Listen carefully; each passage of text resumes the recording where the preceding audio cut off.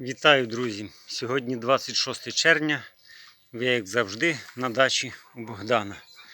Сьогодні мова піде ось про цього красення іспанського шийного півня.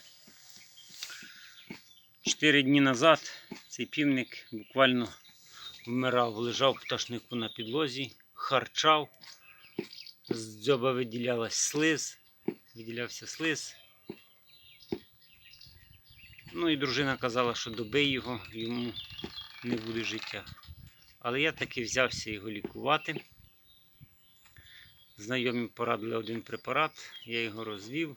І так як півень вже не їв, не пив, я його почав випаювати зі шприца. По 5-7 разів на день, по 20 мл, 30, як виходило, вливав. От позавчора він вже перестав харчати. Вчора на ранок я побачив, з'явився апетит, я його відсадив. От він з курчатами почав трошки дзьобати. Сьогодні вже почав говорити, можна сказати. І на вечір з'явився гарний апетит. Око ще трошки підпухше в нього. Правда? А зовсім не відкривалося. Прийшла Джесі перевірити, що тут робиться, чи всі на місці. Так, що ж це за препарат? Це препарат називається Тромексин. Ми використовували іншого виробника, чи фасувальника. Ми використовували оригінальний інвезовський іспанський препарат. Ми купили кілограмову упаковку. Він коштує десь від 900 до 1100 гривень. Ми замовили по середній ціні, щоб не нарватися на підробку. Як його використовують? В перший день 2 грами розбавляють в 1 літрі води і наступні дні розбавляють 1 грам на 1 літр.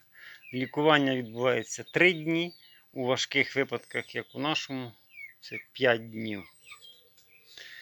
Препарат в своєму складі має 4 чи 5 компонентів, точно не пам'ятаю, що забезпечує широкий спектр протидії мікробам і бактеріям.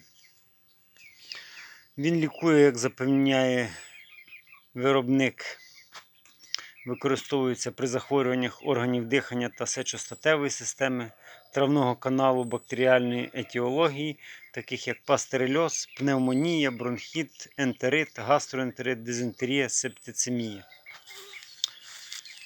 Дякуючи цьому препарату, півень у нас ходить. Ще завтра його останній день, я його пропою і відправлю вже в пташник до дорослих курей.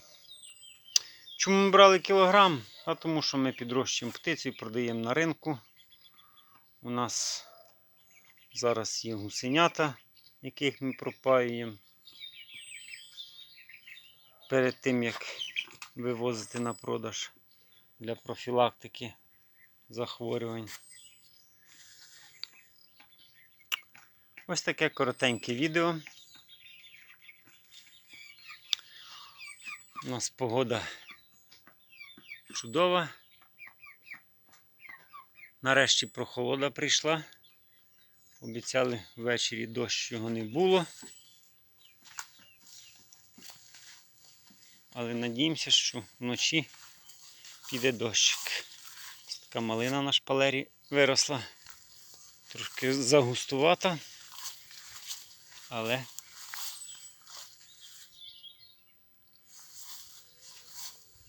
ще зелена. Яблуньки, полуничка, вулик. Вона колоновидних трошки є. Трошки вже хворі. Покропив їх сьогодні.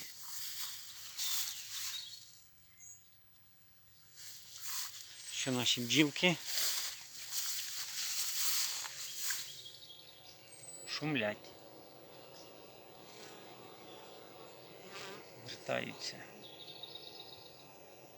На ніч вентилюють вулик. Все, не будемо їм заважати. все. Всім гарного вечора і до наступних зустрічей.